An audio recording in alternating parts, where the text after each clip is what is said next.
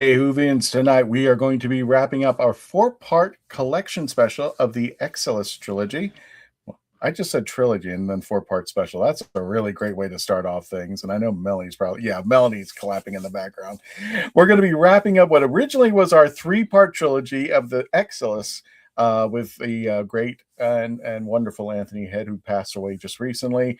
But there is a fourth episode that stars Bernice Summerfield, and I actually think this might be our very first review of our Bernice Summerfield Big Finish audio. This is Bernice Summerfield, The Plague Herds of Excellis. We're going to be reviewing that tonight. We're going to be getting to your comments live. And without further ado, Sophie, tell them what's going to happen tonight. Spoilers! This is Sophie Aldred with The Legend of the Travelling Tardis. Hey, Vince, here we go.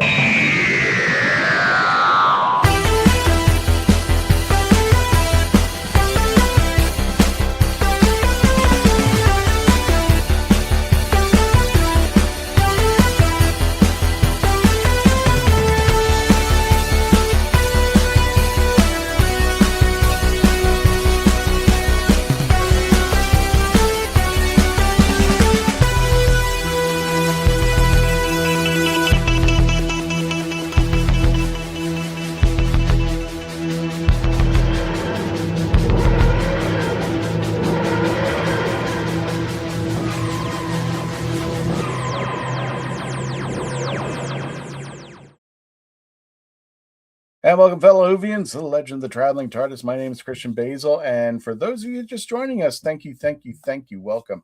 Thank you for joining us. We are doing I guess we're doing the Excellis collection, for a better term. We did this on behalf of Anthony Head, who recently passed. For those of you who may not be familiar, Anthony Head was also Giles in Buffy the Vampire Slayer, the TV series, as well as in Ted Lasso.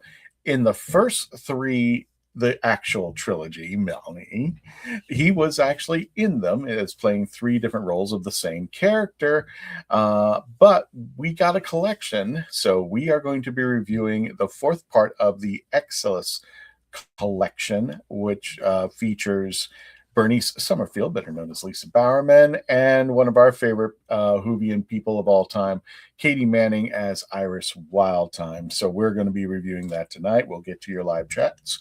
And I've gotten smaller. Hold on a second there. There we go. I was just his head for a while. So let's go ahead and bring on the team. There you go. That was another head. Why? Why are you out of focus? Why? Okay, never mind. Let's see if they get closer. This camera's just acting funny nowadays. Speaking of acting funny, let's go ahead and bring him on. It's Paparazzo. Yes, they just had to pop in and scream in terror at the sudden close-up of Christian. Gotcha. I'm excited. This is going to be a great day. Yeah. No, this is going to be a great day. We're going to have a lot of fun. We're reviewing the 1977 classic Planet of the Dinosaurs. That's right. Isn't that's what we're doing, right? Yeah, absolutely. That's exactly what we're doing. And there we go. Put that picture up because I was enjoying it a little bit more than I should. There we go. Thanks. So I'm going to point. I just watched this movie. I literally just watched this movie, and okay, the two women both died before this battle ever takes place. Oh, that's just it's awful. It's soul crushing. Fine. All right, back to the real show though. I don't know where we're going with that, but I don't know. I had a plan. I went with it. Okay. Speaking of somebody who's actually, you know what? That's actually funny because we have no background. So there we go. I mean, this is the kind of show we've been having tonight. But somebody who's going to keep us in check is the lovely Melanie Dean. How you doing there, Melanie? Melly tried I'm the person. I was actually going to go, and then run. Wait a minute, we can do that. Wait a minute. No, we're good. Okay. Hello, everybody. Welcome. I can't wait to talk about this episode of Big Finish. It's, I'm going to go first. That's what's going to end up happening, but. Let's just say I read some of the chats, some of our private chats together, and Melanie, after I read what she said, I was like, "Oh, you're going first." So, for those of you who aren't familiar with our process, it's 1 through 10, 1 being awful, 10 being great, and the numbers in between. That's how we rate our shows, and then whoever has the lowest number goes first. Speaking of going first, we can't do this unless we have the Who Knew News. Let's go ahead and bring in the lovely Gadget.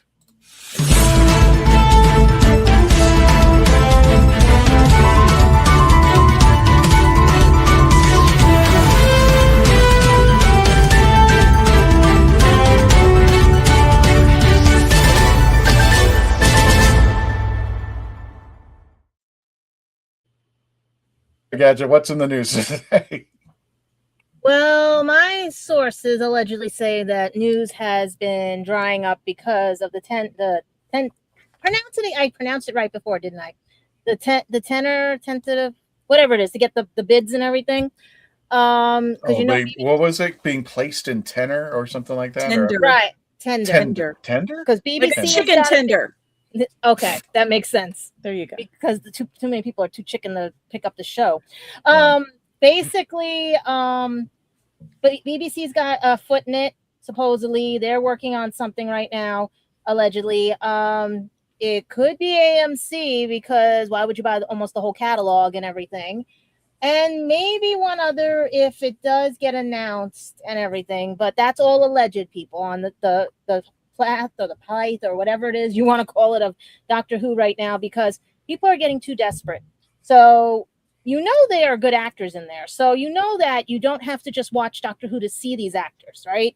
You know that Jodie Whittaker, she's going to be at conventions and everything. She's going to be in Only Murders in the Building and Hulu crime comedy. She's going to be doing a pilot called Chicks with Ellen Pompeo. I can never pronounce names. I am so sorry, guys. And also, you have David Tennant with his new series, which talks about the psychological dealings with children in detention asylums and everything and stuff, like youth institutions and young offenders and everything. Like what it psychologically takes that toll on you and everything. So that's something to look forward to if you're like a psychology major or just want to see a different side of Tennant, how he would react in that situation versus his doctor persona and everything. Like I said, you got both of them going to be in Only Murders in the Building. And then you've got like Matt Smith showing up at GalaxyCon in GalaxyCon Columbus. He'll be there December 5th, hopefully, 2026. And just, it looks like for one day at the moment and everything. So let's see what happens, because right now you can catch him on his series that he's doing as well. But the best is Carol Ann Ford will be making appearances at conventions and everything. She appeared at AwesomeCon in Washington, D.C. Now she's going to be going to Gallifrey 1 in 2027. So hopefully get your tickets for that, because it's going to be February 5th through the 7th in 2027.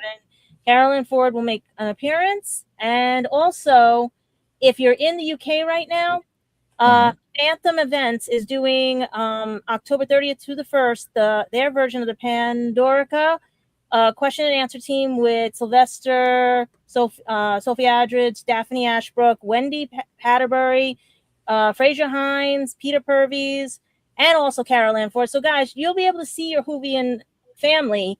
It's just that please be patient while everything is going on, because it will come back. And if it doesn't, we don't have a show, but at least, you know what? It brought happiness to some, kindness to others, and just go with it, because remember, we still have the cartoon series CB Babies. We still have other revivals. There could be spin-offs. Who knows? But just give them a chance to do this, because we already went through a couple of wilderness years. Like, just let them have their chance. But right now, the only thing that's happening right now is conventions, new pilots and series, and hopefully more news on who gets the bid on this. Mm-hmm. But please, and by the way, but there is something new because the fugitive doctor got something just lately. Maybe. Yeah, go for it. If you want. Maybe. Are you talking about the series, or are you talking about the Sonic? Because we talked about the Sonic last time. Oh, we did? Yep, we did. They just didn't put the pictures on. Oh, okay. Oh, we didn't have the pictures. Well, we didn't have the pictures. Yeah, because there it is. Yeah, because mine is somewhere over here and everything. Because I think it's now time for the homemade ones to make a scene again. Oh, that's right. You mentioned your. There you go. You mentioned your Sonic, which looks, and this is just an example from another page. What the Sonic looks like from other perspectives. Yeah, it does look like a pen, though. It does look like a writing pen. So that's what I'm saying. It's like that, and then she gives a hint that it might be part of Troughton, like a throwback to Troughton. So maybe something good, maybe something. But you guys have got to follow Circuit Breaker right now, and hopefully, Mel, you're working on that one, right? And everything. But otherwise, guys, be patient with Who, because I know we don't have anything, but we have the stars doing things like Big Finish and everything. So please just give love to Big Finish right now. And maybe if you guys want to make a contest to see who your doctor is, like we do all the time for fun here, but right now just let the studios work, because BBC is also going through a lot of changes as well. And they have to renew their contracts by December 31st, 2027.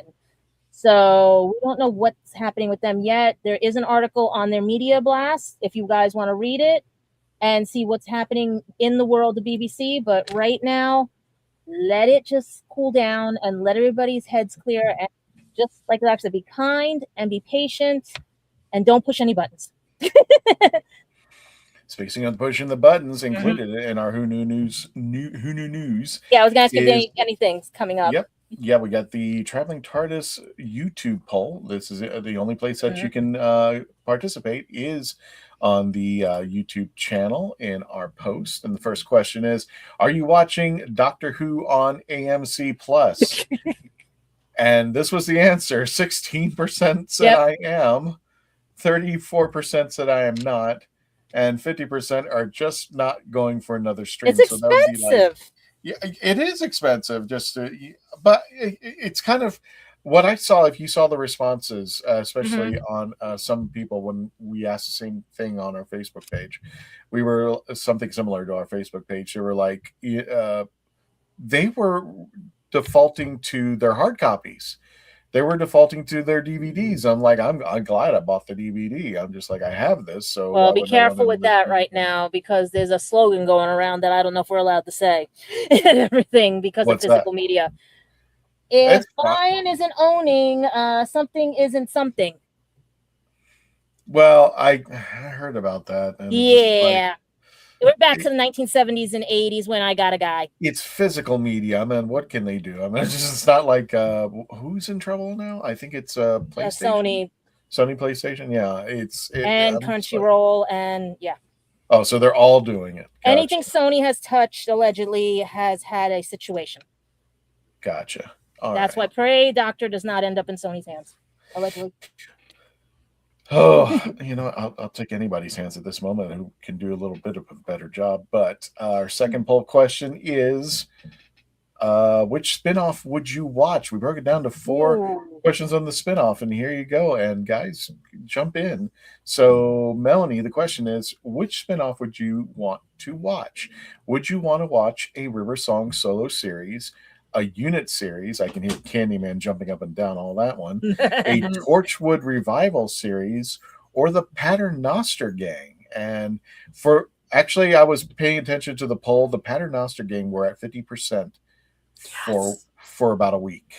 How dare. And then all of a sudden, I guess the question finally made its rounds to wherever the inner gods took them, and unfortunately they kind of dropped. But if you really think about it, it's almost a 4-way tie. Well, I cannot hate on a River Song one, but I had voted Paternoster Gang. Same. Because I love the way the 3 of them work. I absolutely adore Dan Starkey, especially when he puts on that big potato suit. And it's just Strax. I love the hell out of that. I think the 3 of them have great dynamics, and you know what? I wouldn't mind bringing Moffat back into, oversee I that like the River series. song one because I want to see what she did with each Doctor. Oh yeah, having Alex Kingston on, just being a spin-off and having the pleasure of seeing her again perform. Yes, absolutely. I can't hate with this poll. No, it's actually a pretty good one. It's a big potato. But I would love a River song too, and especially I only saw this on, well, technically I heard this on YouTube, and I think it came from the Light at the End, if I'm not mistaken, where River Song and Bernie Summerfield, because they're both architects, got together, and those two really went off on each other. Architects, like two architects in the room together. Archaeologists. Archaeologists. I'm sorry, archaeologists. I apologize. One professor, one doctor at the time.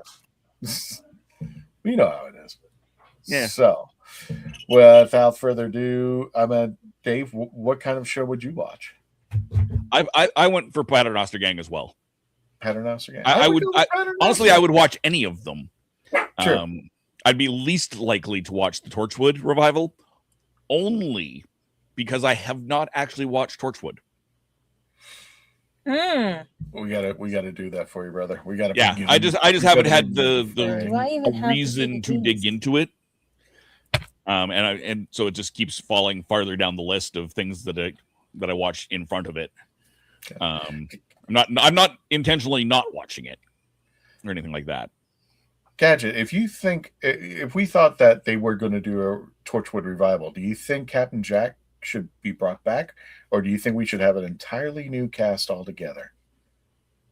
I think they would have to do him back because of if they didn't make him immortal, then you could do a whole new cast and just have him in the background just as a voice, you know what I mean? Just as like a remembrance thing like Ianto and all that. But because he's immortal, he'd have to make at least one or two guest appearances.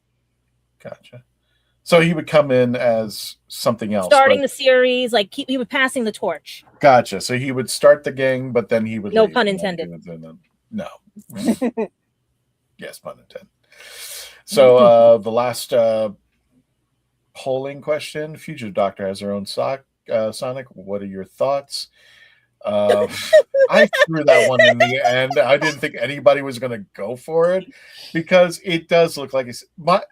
You have missed the point of the internet if you thought no one was going to bite on that. I know. Well, let me put it this way: I have a ceiling fan remote when I first saw it, and I showed you guys it, and it was just like it looks like my ceiling fan remote. So let me go down the screen, and don't forget to like, share, and subscribe. Help boost the algorithm. Let people know that we're here. And we're at 124 now. There you go. It looks really good. 27%. It's okay. 10. I don't like it. 7. It's far better than the ceiling fan remote. So yeah, there we go. So I would think it. I think that's a positive. I'm going to call that 80-something% is positive. It's in the positive. Yes. So. Guys, what do you think about her remote? Her remote. Sonic screwdriver. Oh, shut it. Vote was one of those shows. Yes. Yep. Melanie, what do you think about the pen? I love it. I absolutely love it. I thought I like the fact that it's got the little clip for like a pen. So I'm like, why not? So I like it. I like the design. Dave, your thoughts on the pen light? I like it fine. I'm curious to see what they justify it, how they justify it, because she did say that she was too smart for a Sonic, and now she has a Sonic. So I'm curious. I'm sure there will be a justification for it somewhere in Circuit Breaker, but I'm curious to see what it is. I like it either way, but I'm just curious to see what they're gonna do, how they're gonna put it in there. Didn't they say that the actual Sonic was going to have a big role in the story, if I'm not mistaken? Did I see that somewhere? I think it's supposed to connect to one of the tracks that's on. That's how it ended up. And I'm trying to remember if it's the comic track or if it's the game track. I see. Because once Melanie gets it, we'll see where it links up. You know what I mean? Gotcha. And Gadget, did you have any further news while we've got you here? No, unless you guys have anything else planned for conventions coming up or anything, because you guys threw me for a loop with this one too, and everything. Because I'm gonna get the Sonic and everything. This is like, I need an electrician to fix this one. This died last convention. Oh. Yeah. Well, we're gonna go ahead and wrap up the Who Knew News, but I just want to let people know if anybody was curious about this, I went to Michael's and they have their Halloween section out now, and I took How many aisles? pictures, at least 3. Damn. They have the main one filled up. They actually moved the train set, what I call the train set, over to the main part of the store where all the Halloween stuff is at, and there's 2 aisles. And one of the aisles I was just geeking out over, but I took a picture of the traveling TARDIS. I should have brought the original shots just for a shot of what you see before and after, but I went ahead and manipulated a few pictures, and you can catch these on the traveling TARDIS Facebook page, and actually all of our social media is going to have this eventually. But I was just going around playing with the highlights, and this is what I came up with along the way. So it was just some fun stuff. That one I like. This one is my favorite. Too bad you can't get it made into a like a curtain. Can, I think. Oh yeah. And use that as the background for Halloween. Yes, you get to find the right person. But I love that shot right there. And I had to actually go in there because there were sticks holding up. That's actually a painting leaning back, but that's what it came out to be. Very cool. So there. And I have the blue rotating spinning thing of death, which used to be my cursor. So it's not leaving. So Dave, if you can take down the picture. All right, I can take down the picture. Yes, I can. I'm surprised because I'm the one with rain and tornadoes here in the East Coast. There we go. Uh-oh. Christian's lost. So we're gonna go back to this, and we're gonna talk about Planet of the Dinosaurs. Stop showing Let me tell you, this movie is something. We're gonna get censored. You should have waited a little longer. We're gonna get censored. I didn't put that up. Kristen put that back up. So I was trying to get rid of my. So picture. finally, my computer is going to go. Shut it. Put it down. We're done here. Anyway, let's go ahead and get our numbers 1 through 10. Melanie, what did you rate this? 4. 4. 4. The quattro. It's worth listen. It's worth a listen. It's just not my favorite. Dave, what did you rate this? 6.5. 6.5. Gadget. 1. Oh. It didn't get a 0. It didn't get a 0. It got a 1. Oh because my the God. 2 of them are bantering. You're that person at the Price is Right who just is gonna. $1. So, Melanie, I guess you're not going first after all.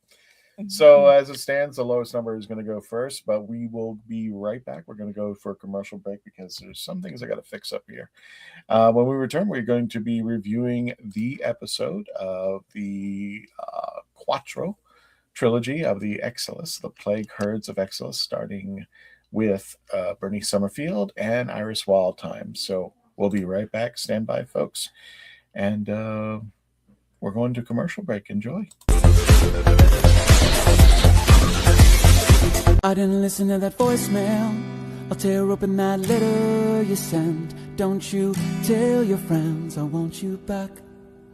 I gotta leave you now and unread, because you've already said those words that switch my heart to dead from loving you.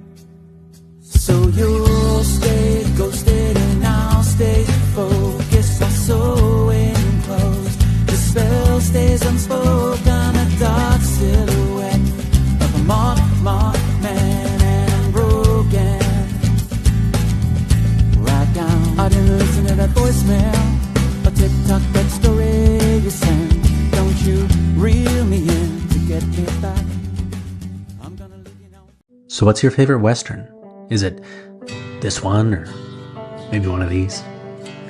Is it a revisionist Western, an anti-Western, or maybe it's an all-time classic? Whether your favorite Western is in black and white, vibrant Technicolor, A spaghetti western, a neo-western, a comedy?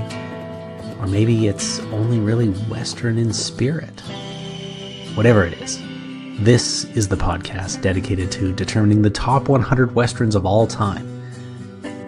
Every second Monday on YouTube, Spotify, and Apple Podcasts. It's Horses on Film.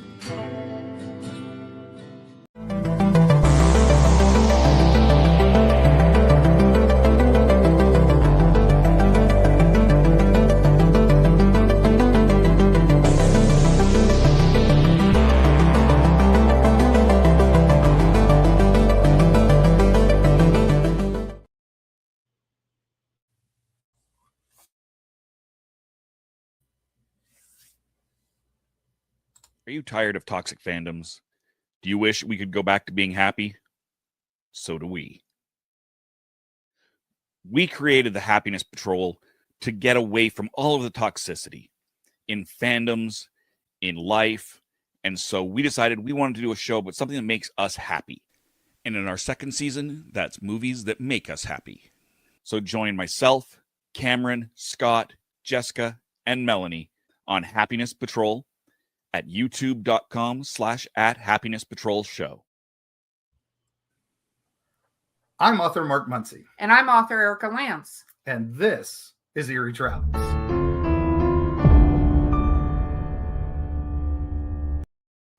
Greetings, travelers. Join us as we travel through folklore, myths, monsters, legends, and dark history. Now, we'll be your guide to the spooky side of reality as we discuss cryptids, paranormal, and all things preternatural. Sometimes we find the truth is way scarier than fiction. We're on twice a week on your favorite podcast platforms, including iTunes, Spotify, Amazon, and YouTube. We have amazing guests from all of the areas of the strange and unusual, including witnesses, investigators, and more. Yeah, with Erica's curiosity and ridiculous array of pop culture and true crime knowledge. And Mark's decades of experience diving into folklore and the legends with the truth that's behind them. Yeah, so join us, travelers, as we take you to the edge of reality, and we'll see you on the other side.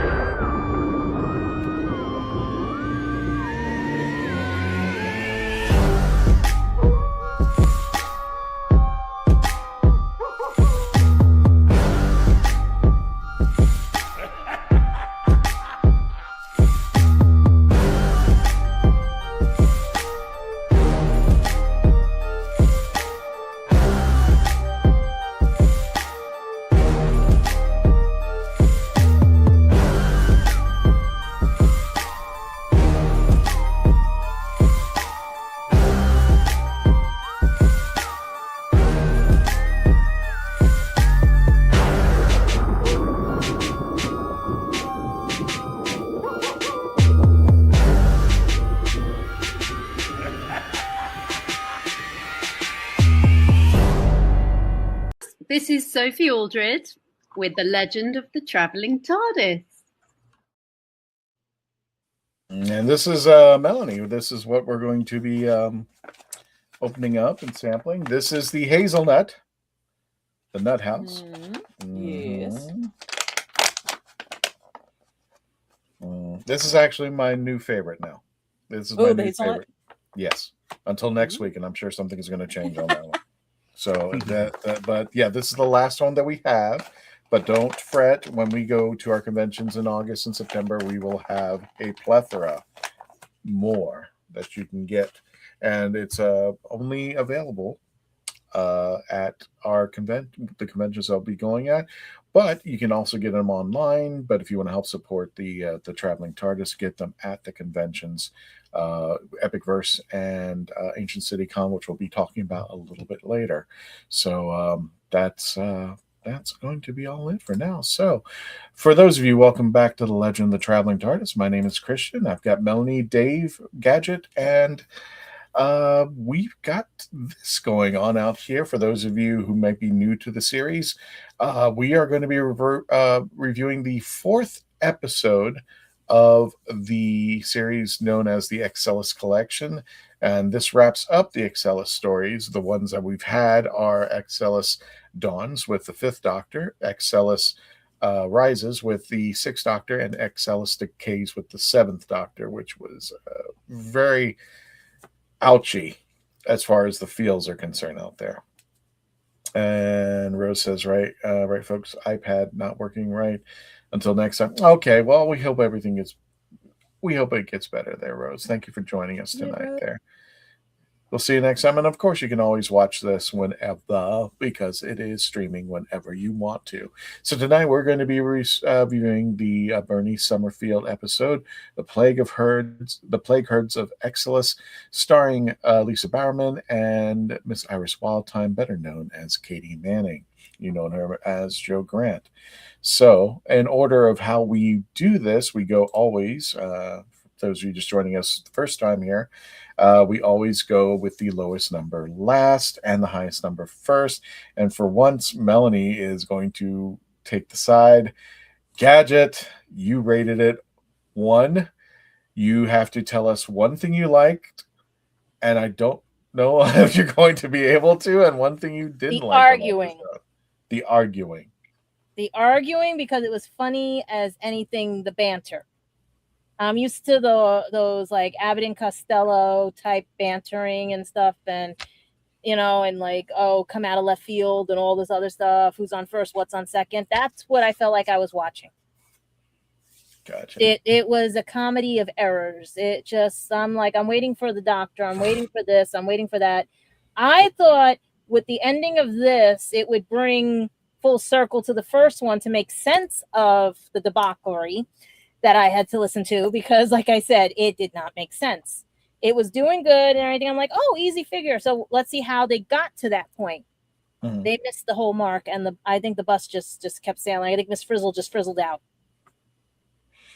Okay, so for you, the one thing you didn't like was basically the gist of the story, the whole story. I thought this was going to make it come full circle, and that was I didn't like about it. Okay. That it didn't make it, because I'm thinking, oh, this is what happened. He lives forever and blah, blah, blah. And he turns into that in the beginning. And I'm like, oh, that would be cool. No. Like I said, Miss Frizzle frizzled out in the bus and everything. Yeah. But the bantering was fun. Okay. Mm-hmm. All right. Well, Gadget. This is just like, with the exception of the banter, was there anything else that had a redeeming quality? Just one thing? I don't know, because the bag, this, and like I said, it was just that Bernie was yelling at Iris because Iris shouldn't just not have gotten that bag, and all. Like I said, it just was a like old vaudeville to me. That Gotcha. Went bad. Well, Melanie, we're talking old vaudeville, but you gave it a 4. Gave it a 4. Not too much better, but a heck of a lot what Gadget gave. Yeah. So, no. One fair. good thing, one bad thing. What was the good thing that you found in this story? The performances were very good. Once again, Katie Manning is she's such a vivacious person. Her enthusiasm it's infectious in everything she does. Especially when it calls for it. So the character of Iris is just bombastic. She's out there. She's larger than life. So it is a pleasure to hear her again. And this is the first time I've listened to Lisa Bowerman as Bernie Summerfield. So this was a complete introduction to the character for me. And I did like her.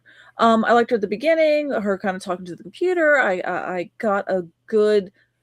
feel like I got a good vibe off the characterization herself, how, she's another archaeologist, kind of making money however she, little blessed gig worker. Mm-hmm. But yeah, and then I like how she's on the run and all that kind of fun stuff. So it's very River Song-y adjacent. So no, that was nice. I liked that. I did like Jolene at the very end came back. I did like some loose ends that they did tie back. So like Jolene showing up. They did mention Grey Vorn once. But but I felt it was a little disconnected on, at least they did explain kind of how the relic got there in the first place. So in the first episode, she didn't remember anything. Right. And I'm just thinking, okay, it's just Iris being kind of funny. So at least they kind of explained that she was, absconded with, mind controlled, that kind of thing. Mm-hmm. But it came so quickly that it was almost like at the very end, so here comes the bad things I didn't like about it. It just felt disjointed. I didn't feel like the script had the beats that I personally like, and I was confused. It was a little disjointed in times for me. We're talking about the plague herds of Excellis, and I don't hear, and then it's like until like the very, very, I don't know, at least the minimum halfway point, if not fourth quarter-ish, the end of the third quarter, more towards the fourth, that we end up hearing about the plague herds themselves, or they're actually doing something where the populace is extremely scared of. Bonus points for catapults throwing livestock, very Monty Python. That's kind of cool, having an automatic I love a cow launcher. You're weaponizing your deceased. That's that's another win for me. Right. But yeah, it was just and then again at the end, that's when I really just felt like it felt a little just disjointed for me. I didn't know exactly. It felt like it was just, we're wrapping up here the story. Here we go. So yeah, not the best thing in the world for me. But I do want to listen to more Bernice Summerfield because I'm intrigued. I'm intrigued. So she's your gateway drug to Bernice Summerfield now. Yeah, I'm willing to give her another listen. Gotcha. Absolutely.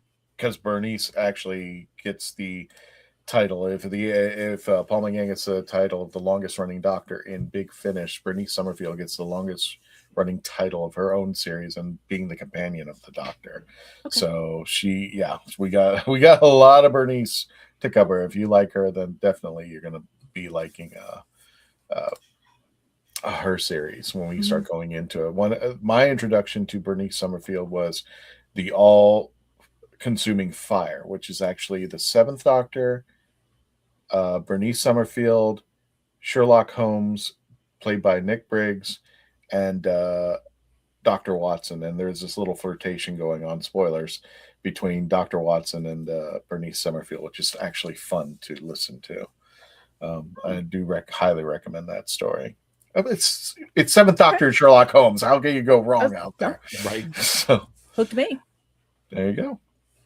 So hopefully something that we review out there. Also, I was going to mention, you mentioned Monty Python. That discovery for me with the herds being catapulted, I don't know why it drew me back to Baron Munchausen. And the moment they open up the doors and they find out the war's over, it kind of harkened back to that, because it was like, what you really think is going on outside is not type deal. So when the doors open, when they get out and they find out about the herds, and all I'm thinking about is like they're just chucking herds. What about the time bandits? Yeah, the time bandits could work. Yeah, time bandits could work too on that. But speaking of time bandits, you gave it a 6.5. You gave it a 6.5, right? Yep. Okay. On the cow launcher thing, first thing that always comes to my mind is there was an old I think it was the first South Park video game, had a multiplayer arena battler, and one of the weapons was a cow launcher. Oh my god! And it launched a cow, and you get this udder in the screen. It was ridiculous, and I loved it. So that's that. Anytime you're flinging cows around, that's what goes into my head. Okay. Just to point that out. But no, this was an interesting one to listen to, and I think kind of for all of us, because it is for most of us our introduction to Bernice Summerfield. Yes. It comes fairly late in her sequence. She started in 1992 in the books from Virgin, And for those who also don't know who the heck we're talking about, and it was through a quirk of that contract that she's survived. The rights, normally you write a book, the rights go to BBC or the rights go to the book publisher, Virgin. This contract had the rights go back to the original author. Oh. So they were able to continue even when they lost the Doctor Who license. They were able to continue with those books. Mm-hmm. Big Finish Audio got turned down for the Doctor Who license, but were able to do Bernice Summerfield. So right. Bernice Summerfield was the first Big Finish Audio in the Whoniverse. So that's kind of just an interest. There's some interesting factoids for you. But it is a weird point to jump on. So I definitely would love to read. Well, maybe read. Well, actually, I'm glad you mentioned that, because I think I should have had some descriptor of Bernice Summerfield, because if I'm not mistaken, she, like you said, she started as a Seventh Doctor companion in the Virgin novels. 1996, they started Bernice Summerfield, and actually, from what I understand, she was like a failsafe. Only if they had not obtained the Doctor Who rights for Big Finish, and at that time weren't getting as of yet. So Bernice Summerfield, just in case they didn't get the Doctor Who stuff, because if you notice in this episode, it's actually considered Bernice Summerfield's run. The word TARDIS is not mentioned. It's bigger on the inside, and there's certain vocabulary that the BBC would not allow the Big Finish productions to have. So they kind of kept them like separate. So almost like Bernice Summerfield was her own series, and she is.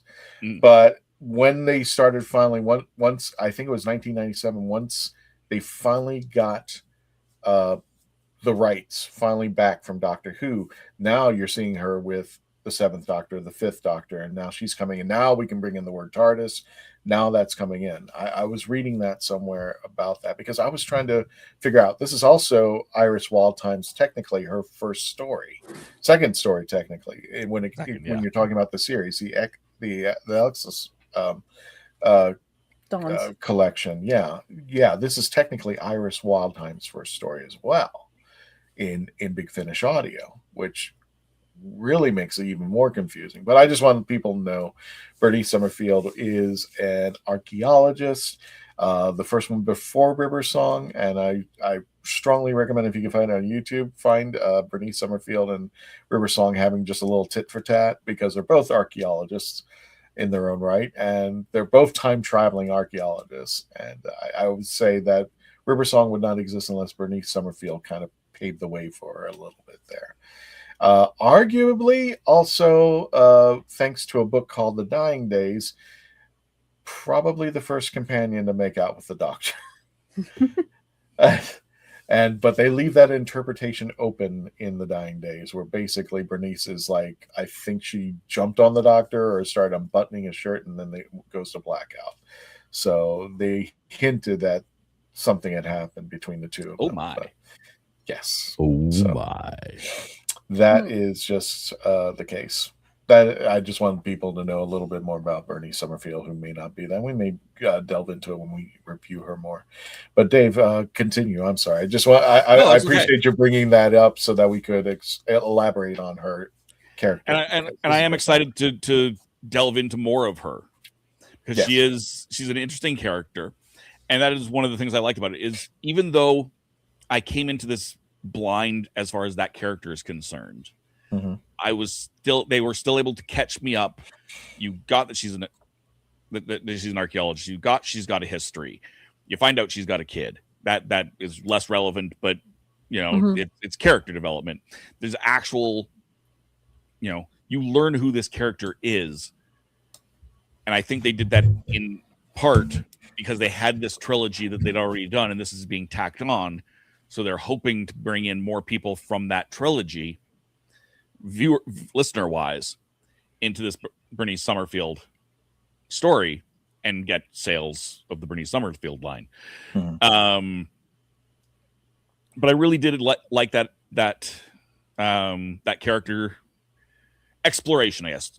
Character development is not accurate. Character exploration, I think, is more accurate. And I really did appreciate that, knowing that it is something that is, like I said, coming in blind otherwise. As far as what I did love the cow launchers, and I did love the banter. You know, there's a lot to love in this. And I think if I knew who Brenna's, having already said that it was good coming in blind, I think if I knew who she was and I knew some of her history, I think I might have even liked this more. I think if I were to review this in a few years after we've done a few Bernice Summerfield's audios, I might rate this higher. To be fair, I might also rate it lower. It's hard to say what your comparison is, but I really think that they did a good job with that. I didn't love the explanation of the handbag of the relic. Of the relic. It just seemed weird. Yeah, the whole bomb and it's a fuse and that kind of thing. And it didn't come in. I'm glad we had that. It's what we were missing. It's why I gave Excellis' Decay is such a low rating. This is the stuff we needed in that one. I agree. Quite frankly, I would have loved to have seen Anthony Stewart Head in this as the villain, carrying that character forward one more time and carrying it full circle. I think it would have been they would have had to make a few changes before to do that. But I think that would have been nice. But I'm glad they had that explanation in there. I'm glad they brought back Iris. I said it when we did Dawn's. I love Iris Wildtime. She's one of my favorite characters. Absolutely adore her. And I think we should do more on her as well. And it's just I'm down. I'm down for that. Yep. So she's such a unique character and has so much fun stuff. But yeah, I didn't love the actual explanation. It seemed to diminish Iris, that she was so easily manipulated into doing this. And I didn't love that. But it is really good overall. I think it could have been better. But like I said, this is what Excelsis Decays should have been. It really it ties up the loose knots a little bit stumblingly, admittedly, but at least it's finished it. Whereas we had no real resolution at the end of the trilogy. It's like, oh, we might have nuclear war here. Yeah. Oh well, bye. Yeah. Whereas this at least comes in and explains, yeah, we had that, but humanity survived. But everything's fine now. Yeah. We don't know how far ahead we've jumped. That's something I kind of disliked about all of this entire quadrilogy. We never know exactly how far ahead we've jumped. Yeah. We just have to assume we've jumped a whole far amount until they mention something offhandedly. So I'm glad you mentioned. Go ahead, Dave. I'm glad you mentioned that because there was at one point I thought it would have been cool if this episode somehow slid between the 6th and the 7th Doctor. Like they did something that would have manipulated. I know it doesn't care. It came at the end, but I thought that would have been cool if somehow that story just like somehow manipulated things so that when it got to the 7th Doctor, when it finally decays, that those two were involved somehow. They somehow manipulated like a Rosencrantz and Guildenstern are dead type deal, where they influence things, and then it gets to the 7th Doctor, and it's like, oh, this. But yeah, you're right. It still didn't pan out. But what would you think about that if the story were in the middle somewhere? I think it works well as an ending. Okay. I think it certainly could have worked it out if they did a few rewrites. I could see this being a mid thing. having the doctor in with Bernice is something they that would have worked. She would have known who the doctor is and trusted him, as opposed to the friction that there was between her and Iris, not knowing each other, not knowing what's going on. That created some drama, not having the doctor there. And then at the very end going, oh, here's all the pennies dropping. Yeah. Oh, and I would like to point out they never confirm who and what Iris is in the first one either. Right. They hint that her bus is a Tardis. Yep. They don't say it there either. And they could. They have every licensing reason that they could. They intentionally didn't. They didn't call her a time lady. You actually heard the Tardis groaning in the background of her. Bus So you knew. But you never actually get that full confirmation. Yeah, because she says that she didn't have a dimensional stabilizer, so she can't be bigger on the inside like the other ones that typically are. And I was like, oh. Yeah, exactly. So I think this worked better without the doctors in it. I think it could have worked as a midpoint in the series, but I think overall it worked better. We got more out of it because it was not the doctor. What did you think about the trial at the beginning? Because I felt like there was no reason for it. I think they really wanted to just set the trial of the Empress so that she could become Empress. You know, that whole spiel of, I think they were trying to like set the tone of this is what the government's like of the new planet. And to me, in the coronation that was going on. Yeah. And it was we'll allow you to become the I got so confused. I was like, this is going long. I don't think it was necessary. I think that could have been edited out, streamlined, and then toss the time of that and put more on the meat on the bones at the end. Yeah. I think that would have helped as well. I didn't mind the scene in itself. But I agree. Of all of the show, that is the least necessary. It doesn't it sets very little up. It doesn't set nothing up, but it sets up very little of the plot. It doesn't bring in a lot of details that make a giant difference. It's nice world building, but it is not necessary world building. It's not earth-shattering world building, if that makes any sense. Yeah, because the only thing that, like in the beginning, I think they were also trying to push the idea of like, oh, we don't have any technology. And it was weird how they can recognize technology, because the Empress, like at the very end, I mean, when they see the bus, they're like, oh my God, technology. And I'm going, but really? You could recognize what it is, and it's kind of a big word than just to use the word bus. But it was kind of,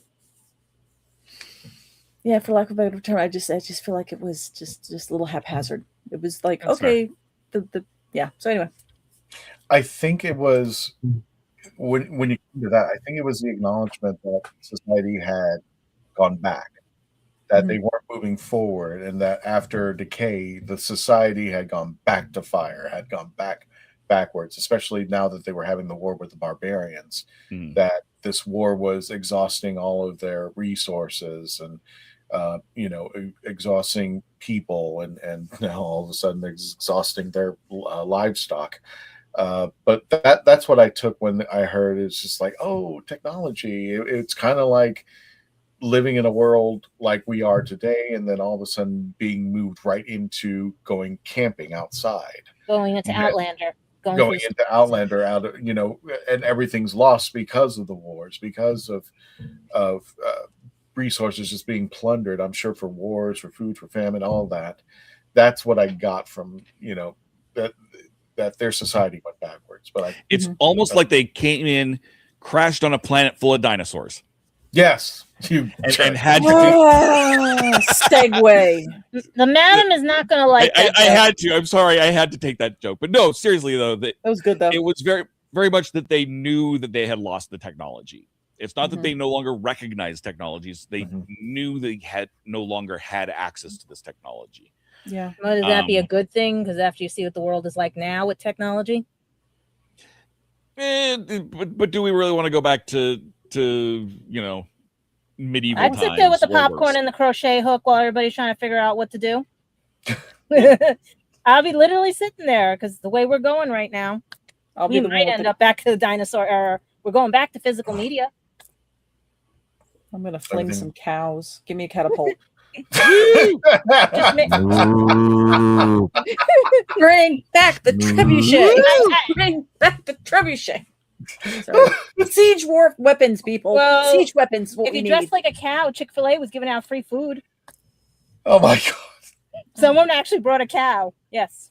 So I'm just saying, like, no, stop. Christian. Yes, sir.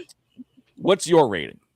Let's get us back on track. Christian, what's your rating? I don't know. I was glowing with the we're cows. trying to I was kill liking time. this a little bit, but I was just like, yeah, this show's gone really off the rails. Yep, I gave it a just like Dave, I gave it a 6.5. As funny as it sounds, Melanie, it's my favorite of the four. What? That's not saying much. Oh, okay. Okay, that's like Fair. saying, it's like saying, out of the 10th place, who's your favorite? The 7th, the 8th, 9th, or 10th place person? It's just like, yeah. So here's my take on this. I really think I have to put all the collection together because there's no way of. Because one of the things I like to do is, okay, if it didn't go the way that I planned, how would I go in a different direction? How could I make it better? And there was such, in the negative side, there was so much potential that was squandered. And it just felt like they were trying to do a quick storyline that deserved to have its own epic. Because it was all in there and it was all played, but it was just like, this wasn't a one story off type deal. This was like a full box set waiting to happen. I truly think what should have happened is that it should have been the first episode, Fifth Doctor, Iris, and I don't remember the three characters that Anthony played. So Greyhorn. I think in the second episode, it should have been Sixth Doctor, Iris, and that guy. And Reeve. then you're sorry. Go ahead. I thought it was Reeve, like some Reeve. That Reeve. I think you're right. If anybody wants to put it in the chats, great. I'm just going to say Anthony's character. I'll just say that. When it came to the third episode, it should have been Seventh Doctor, Iris, and Anthony's character, and it should have built up.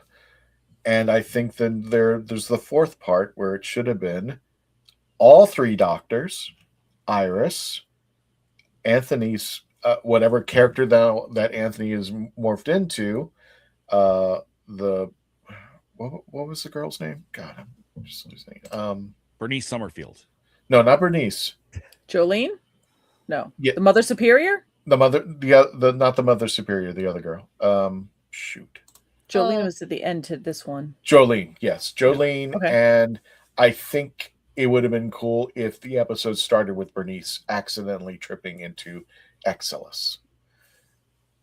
I think what should have happened, and when it came to the conclusion of the episode, you would have had a big epic battle with whatever Anthony Head's character would have been right there, the Mother Superior, all those versus the fifth, the sixth, the seventh Doctor, Iris Wildtime, and now Bernice Summerfield's in the mix. And it would have led up to this moment where you would have learned at this moment, oh, Iris, why were you always coming back for this? Why didn't you just pick up the handbag? And she goes, oh, here's the reason why. And then we could have dipped into the stories of the other three where Iris is slowly getting her memory back, but she keeps forgetting to get the handbag because her memory's still twisted. She doesn't know why she's trying to pick back up the relic. And the fourth episode, it comes to all of its conclusion. And I would have loved to have the three doctors, as I mentioned in the Decay review, the three doctors having that discussion about if they would go to heaven or hell. And now there's three of them, not just the doctor just moping by himself, but now the three of them are asking that question, and they're all in the room together. I thought that would have been a great potential discussion for the three of them. He literally is talking to himself now about whether he's going to go to heaven and hell. And I think it would have been a very big epic series for the Excellis series. That's how I would have framed it. Being the best part about this is that it is better of the four stories because of Katie and Lisa. They really made it fun to be there, and I kind of like, to hell with the story. I just want to hear these two, fight it out. But even the story wasn't supporting their characters. It was kind of like, it was kind of just, how do the other YouTubers say it? It happened because it made the story go. And that's how I felt about the trial, everything. This had to happen to make the story go. Mm-hmm. And like I said, it was just a potential squandered. I would think that would be my biggest concern about how the Excellis series ran up until this point. It was cute. It was funny to hear those two banter. I'm agreeing with that with Gadget, because it just made the whole series, and I think there was so much potential. But again, it only ran for an hour for a story that I think should have been an entire box set. And it would have been loads of fun. And I think it would have done really a good service for Anthony to play four characters. And when he got to the fourth character, the madness went completely, he went completely ape. I love that developing. But that's what I meant. Like the first episode, I'm thinking, when I kept telling you guys, like, oh, the zombie things and stuff, all right? I'm like, my brain is going like, oh, that's what happened. And I want to see how that happened. But that was a letdown in the last one, because I thought maybe he had traveled to her time, and then they got the zombies, and that's how part one started, because he had gone back with the time travel and stuff, because we didn't know what time they were in. So it was like, that's why I was upset, because I was like, oh, great, I'm going to find out how he became a zombie. Because of that talking and everything in the head. Yeah. And it just dropped. It just went flip. Like I said, so much potential, so much time just that needs a reboot. Things. It was great. Unfortunately, Anthony's passed. So but at least we have it to listen to if we ever want to hear six and Anthony banter, or 7 and Anthony banter. But I do love the bantering between the two. But I think this would have been more epic especially at the final stage, when all three of the doctors get together. Bernice is there, Iris is there, and they finally figured out, oh yeah, this is actually a bomb. This whole thing has been a ticking bomb. The people have been the fuse that's been lighting it up. And for Iris to actually kind of have some kind of connection or sorrow for, being the person who put this together, and the doctors to be there to kind of like, hey, being a Time Lord, this is, we know what we're doing, you don't, kind of deal. And that's my opinion on that.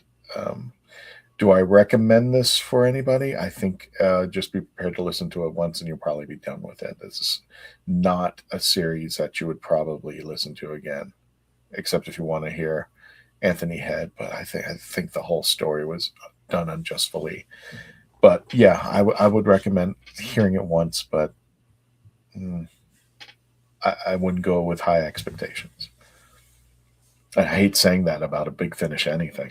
I'm glad I listened to it. I can't say that it was a waste of time or anything like that. I did. Yeah.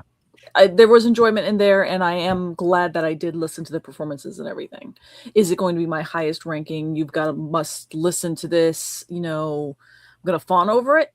No, but it was just a delight to listen to. I'm going to listen to a Doctor Who kind of fun story for talking about the whole series.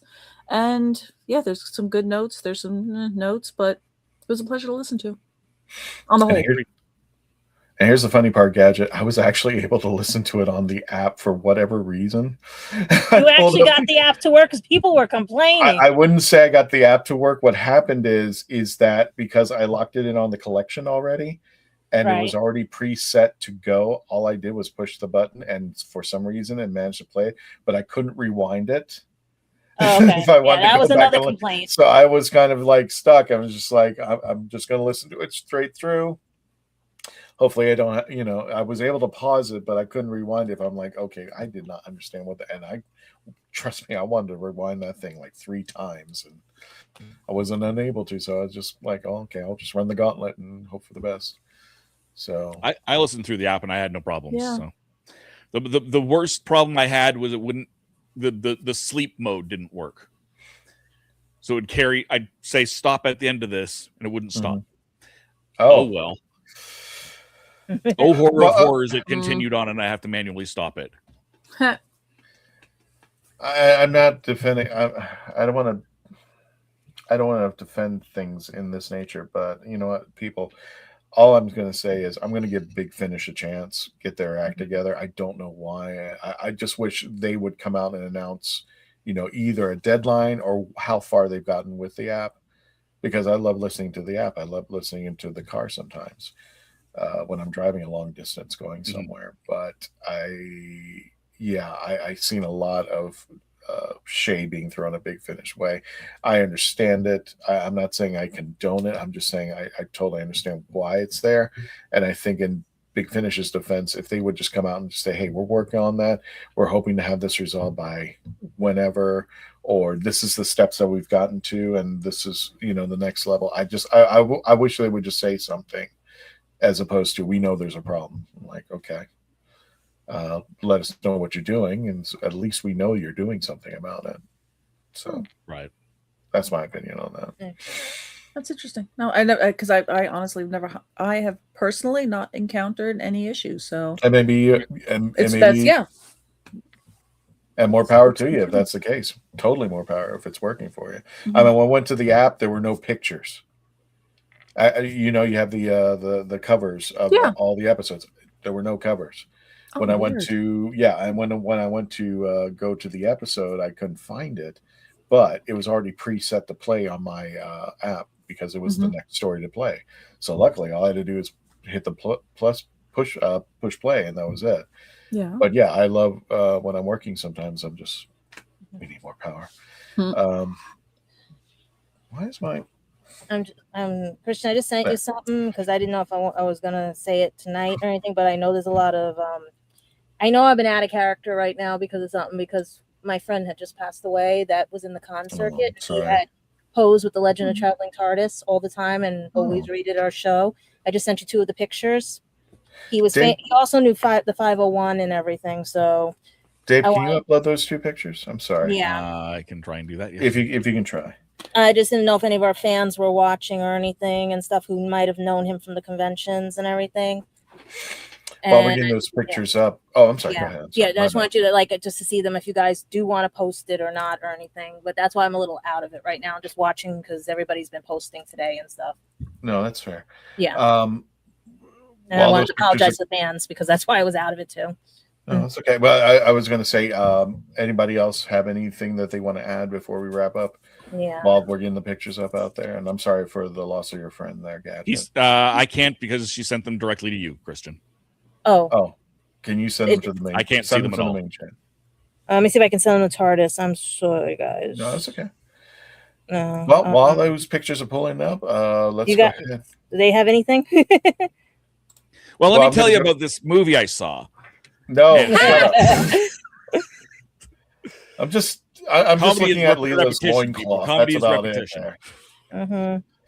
Moving on, for those of you who want to see us locally, Epicverse taking place August 21st and the 22nd. Free admission, free parking. It is located. I got to find the list there. I'm sorry. It's located at Northland Church on 522 Dog Track Road in Longwood, Florida. Again, it's free admission, and this is one of their first conventions, and we'll be there with the Legend of the Traveling Tardis. I'll also be selling Kitchen Killers barbecue sauce, as well as the Coffee Shop of Horrors. I'll be restocking that, and I'm hoping, Melanie, I'm going to be hoping, because if I sell out regardless at Epic First, I'm going to be bringing the spiced pumpkin to Ancient City Con. Heck yeah. So again, free parking, free Those entry. You boys. don't have to worry about it. It's fun for the whole family, and they encourage the entire family to come. So come check us out there. And speaking of Melanie, we're going to be having Ancient City Con be taking place September 25th through the 27th at St. Augustine, Florida. Woohoo. Get your tickets now at Ancient City Con. It's going to be me, Melanie, Chrissy, and the Daleks of Florida. They'll all be invading St. Augustine. Again, September 25th through the 27th. It's located at the World Golf Village Renaissance Resort in St. Augustine, Florida. Get your tickets now. Get your room if you want to stay in the same hotel. And Melanie, we got to find a time where all of us are going to get together and dine at Caddy Shack on Saturday night. We got to do Meetup time. Meetup time. Woo. Right after everything. Have a drink for And me. I'm sorry if it sounds like we definitely will. And I'm sorry if I'm reading this. I'm still getting more information about that, so I apologize. This is Candyman's deal, as well as Jessamine. By the way, guys, Did you get in touch with her? 4 days she will be Mrs. Campbell. What? 4 or 5 days from now, our good Jessamine will be Mrs. Campbell. Congrats. So that's why she's been totally busy. Besides traveling the universe, she has going to be Mrs. Campbell in 3 to 4 days, I believe, or 4 to 5 days. Mm-hmm. So Gallifrey Gathering, Doctor Who Celebration. Going to be thrilled to announce they've got Joe Martin, they've got Sylvester McCoy, Katie Manning, Wendy Padbury, and Michael Troughton will be there. And that's I'm hoping they'll give me some updated flyers. This is going to be taking place on one day, Sunday, 15th of November, from 11 a.m. to 5 p.m. I'm assuming UK time. Yes, I would assume that. Get your tickets now at parallelworldevents.com. Might be cheaper than Disney. Just go out there. You get your tickets there. We don't know the prices as of yet. Wait, actually, they do. $41 a ticket, including fees. Okay. So that includes everything. $41. And I really want to meet Katie someday. Jesus, for the love of God, please. I want to see her. So get your tickets as well to this event. I think this is going to be the first of their event, which is a Doctor Who celebration. And that is actually, I think Jessamine is putting it on. Mm-hmm. So that is the end of our convention runs. Does anybody have anything else before You were able to get the pictures up, Christian? Dave? Yep, they're there. Okay. Dave did it. This is my friend. He does all the convention scenes. That's his book he published. It's The Anatomy of a Cosplayer. And basically, he's a fan of the Legend of Traveling TARDIS. He has promoted us like crazy. Passed away of cancer last week.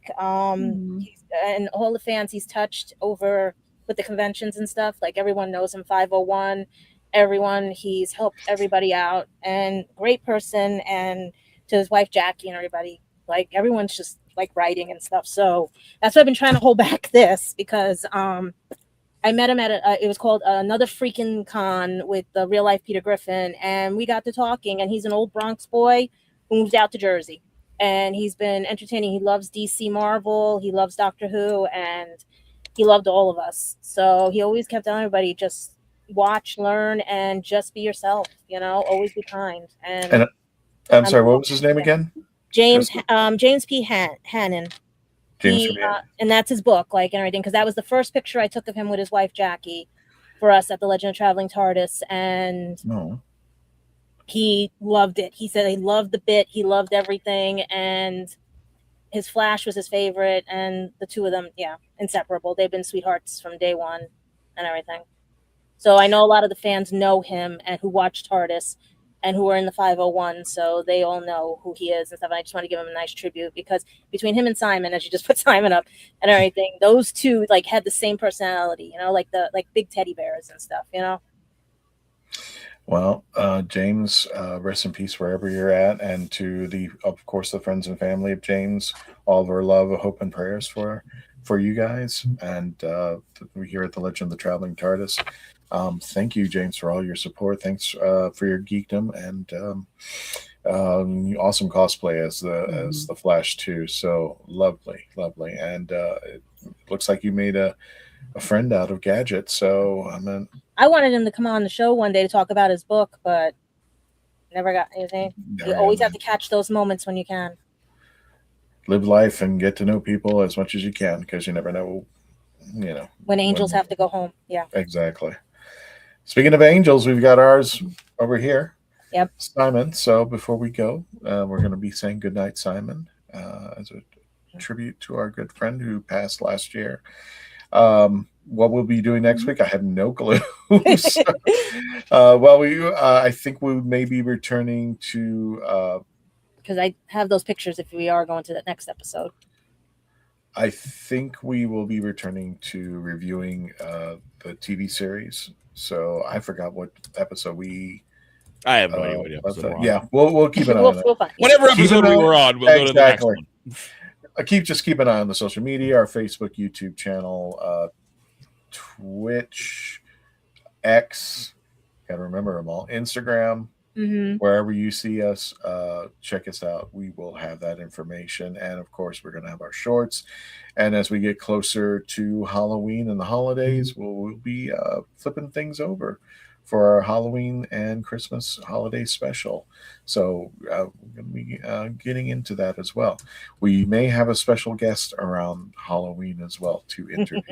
I'm almost locked this in, so it's me. It's going to be a monster of a good time. That's all I'm going to say. Uh-oh.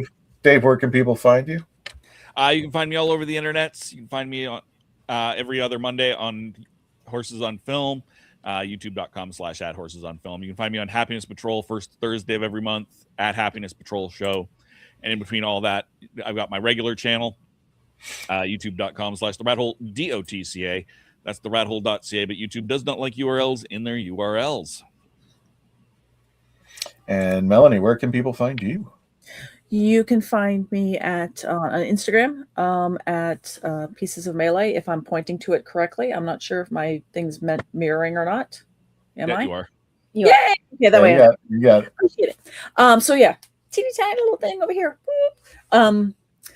Yep. Sometimes you can see me on Happiness Patrol. Or most of the time you can see me there. Sometimes you'll see me on Horses on Film. Sometimes you'll see me on. Sorry, I had a cough. Earth Station Who. We're doing that once a month right now. We just finished some the top episodes for each Doctor kind of thing. But yeah, and other than that, I am just working my little butt off. And speaking of working our butt off, Gadget, where can people find you? Mostly taking care of family in the apartment, and going to be at this August 1st, Bronx Coname and Anime Comic Con and everything. Anime NYC, hopefully my cosplay can be finished by then. And Lulu.com to pick up the books, because I need an income, guys.